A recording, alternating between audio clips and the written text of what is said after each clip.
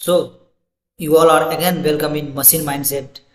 और हम लोग पिछले लेक्चर में यहाँ तक पढ़ चुके थे और इस लेक्चर में इससे आगे पढ़ने जा रहे हैं।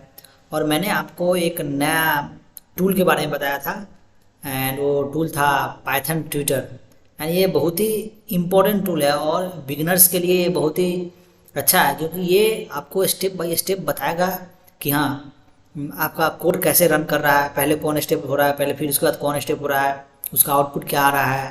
तो आप लोग कोई भी कोड अभी शुरू में लिखें तो आप उसको पहले पाइथन ट्यूटर पे इम्प्लीमेंट करें और देखिए स्टेप बाय स्टेप कैसे इसमें काम हो रहा है। ठीक है, तो हम लोग यहाँ तक पढ़ चुके थे और इसी फंक्शन को हमने पाइथन ट्यूटर पर किया था। ठीक है, तो ये क्या है, ये फंक्शन डिफिनीशन है। ठीक है, हम लोग देख रहे हैं यहाँ पे जो डिफिनीशन लिखा हुआ है, इसका प्लस एक डिफिनीशन है। ठीक है, उसमें क्या है, एक एक्स रिटर्न हो रहा है, एक बढ़ाकर रिटर्न किया जा रहा है। ठीक है, और इसमें एक्स इक्वल टू 2 है जो एक ग्लोबल वेरिएबल में है, और वाई इक्वल टू +4 ये एक फंक्शन कॉल किया गया है। ठीक है, तो इसको देखते हैं कि कैसे ये वर्क करता है पाइथन ट्यूटर पर। इसमें मेरे पास सारा स्लाइड है। ठीक है, तो सारा स्लाइड में हम लोग देखेंगे कि कैसे वर्क करता है। ठीक है, देखिए इसमें है कि ये जो डिफिनीशन है, सबसे पहले जो रेड एरो है ये बताता है कि कहाँ पर फंक्शन, कहाँ पर अभी एग्जीक्यूट होने वाला है, कौन सा लाइन।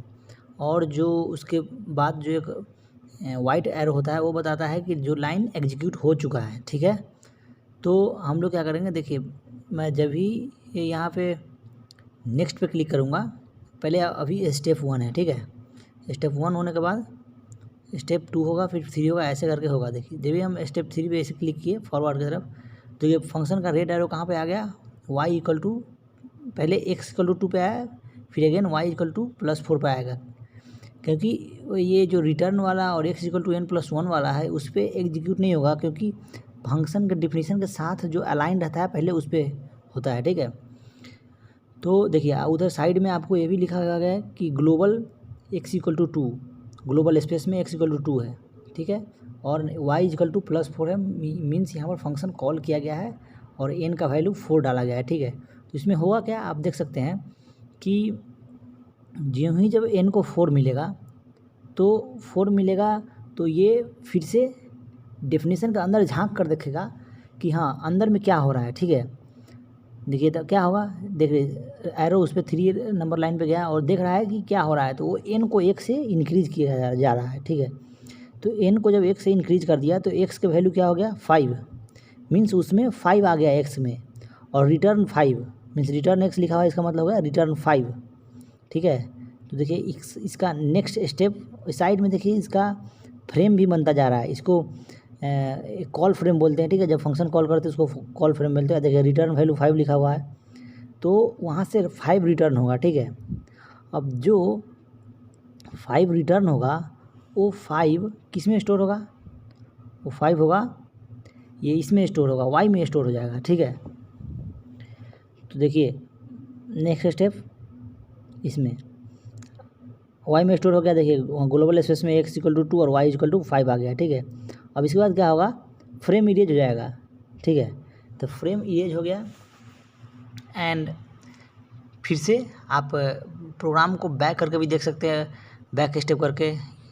ठीक है, तो अब हम लोग के पास ये नेक्स्ट जो स्लाइड है उस नेक्स्ट स्लाइड में है कि हमको ये देखना है कि फंक्शन का ये बहुत ही अच्छा एग्जाम्पल है जिससे आपको ये क्लियर हो जाएगा कि पाइथन ट्यूटर है जो एक्चुअल में क्या करता है। ठीक है, और वो कैसे वर्क करता है। तो ठीक है, हम लोग इसको पहले अपने टेक्स्ट एडिटर पर जाएंगे और उस टेक्स्ट एडिटर पर जाकर इसको लिखेंगे फंक्शन को और देखेंगे कि क्या हो रहा है। यहाँ पर जो x प्लस इक्वल टू 1 है, इसका मतलब होता है कि x इक्वल टू x+1। ठीक है, तो उससे घबराना नहीं है।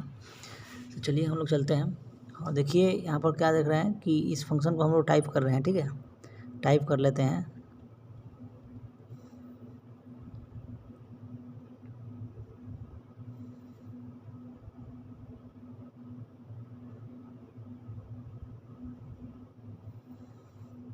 उसमें x इक्वल टू x+1 भी आप लिख सकते हैं। ठीक है, लेकिन मैंने उसको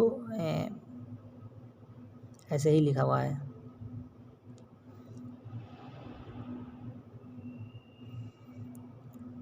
ठीक है, मैं टाइप कर देता हूँ पहले।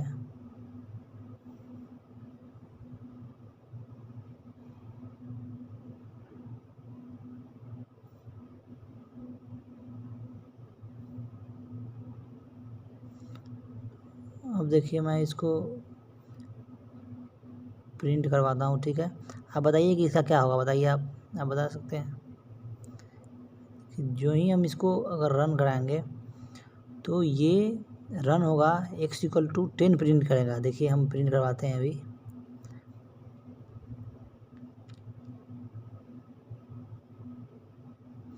मैं इसको x=x+1 कर देता हूँ ताकि आप लोगों को अभी कन्फ्यूजन नहीं हो, ठीक है। तो चलिए हम लोग इसको प्रिंट कराते हैं यहाँ से।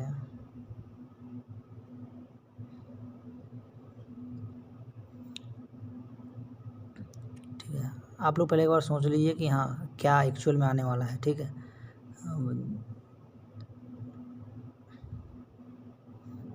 देखिए सब कुछ ठीक तो है ना।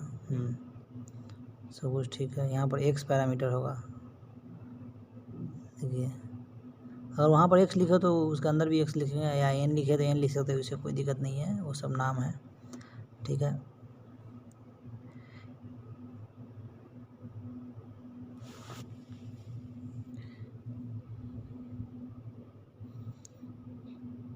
तो x=x+1 हो गया। हाँ अब देखिए आप देखिए यहाँ पर क्या है कि x=10 हम बाहर लिखे हुए हैं। बाहर मीन्स फंक्शन के डेफिनेशन के बाहर लिखे हुए हैं, तो ये एक ग्लोबल वेरिएबल में है। तो x=10 एक ग्लोबल वेरिएबल में होगा, ठीक है। और इसको जब हम लोग प्रिंट करवाएंगे तो देखिए क्या प्रिंट हो रहा है, प्रिंट 10 हो रहा है प्रिंट, ठीक है। 10 प्रिंट क्यों हो रहा है आप बता सकते हैं क्यों हो रहा है? क्योंकि देखिए जब भी हम x=10 उसमें देंगे फंक्शन में, तो वो 10 को 1 से इंक्रीज कर देगा, ठीक है। लेकिन क्या होगा कि वो रिटर्न नहीं कर रहा है, इसीलिए वो 10 ही प्रिंट कर रहा है, ग्लोबल वेरिएबल वाला ही प्रिंट करेगा, ठीक है। अब हम लोग ये देखते हैं, नेक्स्ट देखते हैं इसको, तब तक कमेंट आउट कर देते हैं। सबको सेलेक्ट करके और कंट्रोल+फॉरवर्ड/ किए तो वो सब कमेंट हो जाता है, ठीक है। अब हम नेक्स्ट लाइन लिखेंगे, नेक्स्ट कोड जो स्लाइड पे दिया हुआ था, ठीक है। मैं लिखता हूँ,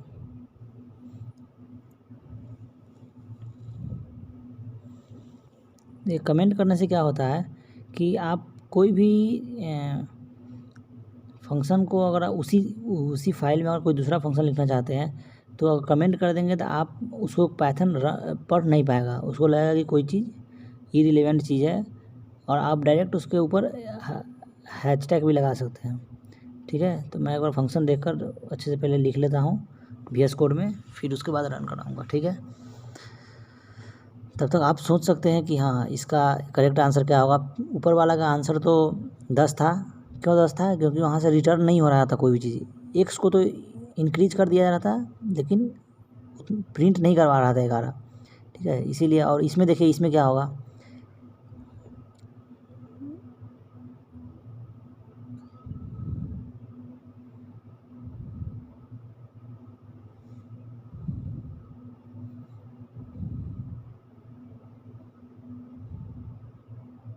इसमें देखिए इसमें क्या होगा कि आप देखिए x यहाँ पर आया x=10, और 10 को क्या किया, वो ये 1 इंक्रीज कर दिया, 11 हो गया।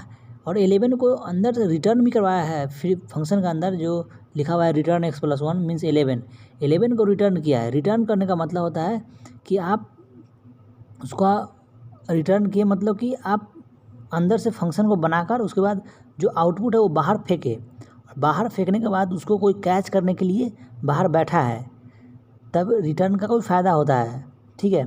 तो इसमें क्या होगा कि जब हम फंक्शन को कॉल किए हैं x=10 के बाद लाइन में x=inc, तो यहाँ पर क्या होगा कि 10 होगा, ठीक है। उसके बाद वो 11 तो आ जाएगा और x में 11 आ जाएगा, ठीक है। 11 जब आ जाएगा तो उसको प्रिंट करना होगा, तो 11 प्रिंट कर देगा, ठीक है। तो आप ये समझ सकते हैं पहले और दूसरे वाले क्वेश्चन में क्या अंतर है, ठीक है। तो दूसरे वाले में देखिए 11 प्रिंट हुआ है।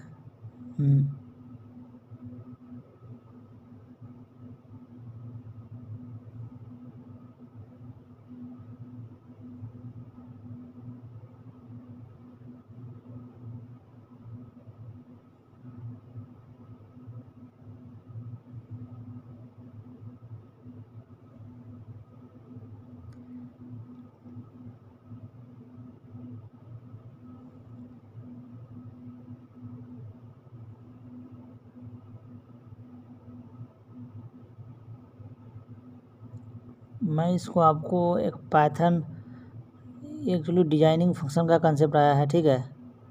इसके बाद तो मैं चाहता हूँ कि इसको इसमें नहीं कवर करूँ, अगले लेक्चर में कवर करूँ। तब तक मैं आपको इसको पाइथन ट्यूटर पर भी करके दिखाता हूँ कि हाँ पाइथन ट्यूटर पर कैसे कैसे स्टेप होगा, ठीक है। आप खुद से भी करके देख सकते हैं, लेकिन मैं करता हूँ आपको दिखाता हूँ कि कैसे हो रहा है, ठीक है, कैसे स्टेप बाय स्टेप हो रहा है और साथ में उसका आउटपुट भी। तो सबसे पहले मैं अपना इसको कॉपी कर लेता हूँ फंक्शन को, ठीक है, और फिर इसको पाइथन ट्यूटर पर पेस्ट करता हूँ, ठीक है। तो मैं अपना पहले क्रोम खोलता हूँ, ठीक है, इसमें पाइथन ट्यूटर सर्च करता हूँ, ठीक है। उसके बाद खुलने में टाइम ले रहा है, ठीक है। वो मुझे लग रहा है कि कनेक्टेड नहीं है क्या।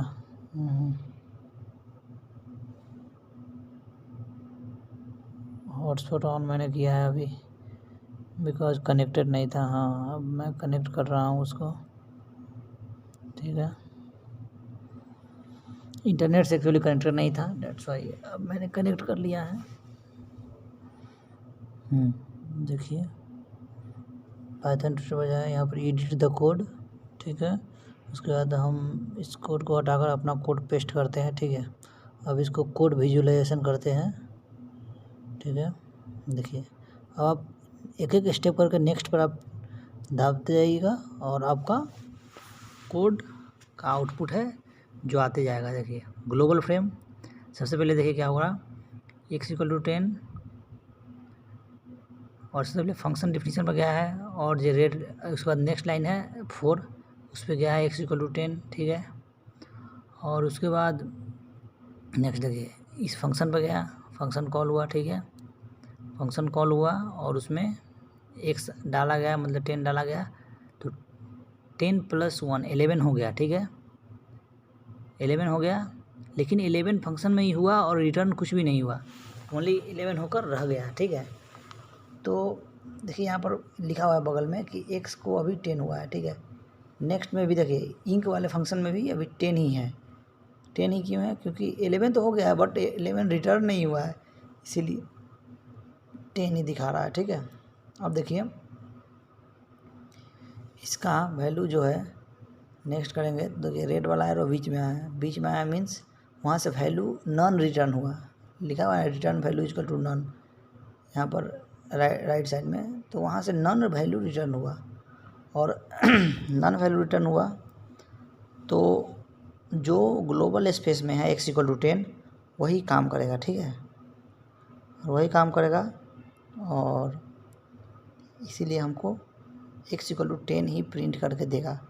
देखिए हम एक लास्ट स्टेप बचा हुआ है और मैं लास्ट स्टेप को करके दिखाता हूँ आपको। तो वहाँ पर जो 10 है 10 प्रिंट हो जाएगा, ठीक है। देखिए तो इधर ग्लोबल फ्रेम बना हुआ है, उसमें x=10 हो बना हुआ है, ठीक है, मीन्स और कुछ नहीं है, ठीक है। आप इसको पीछे करके भी देख सकते हैं प्रीवियस स्टेप में कैसे है, क्या चल रहा है, ठीक है। तो आपको जैसे जैसे स्टेप बाय स्टेप देखते जाएंगे उसमें एरो आपको बताते जाएगा कि कैसे कैसे क्या हो रहा है, ठीक है। तो सारा कुछ इसमें दिया हुआ है, आपको बस इस पर विजुलाइज करने का तरीका है, देख सकते हैं, ठीक है।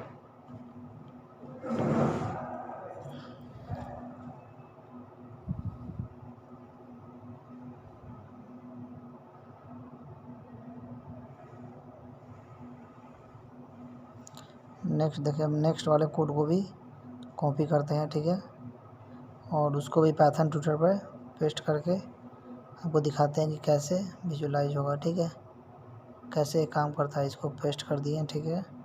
अब विजुलाइज कोड करते हैं, विजुलाइज एग्जीक्यूशन, ठीक है।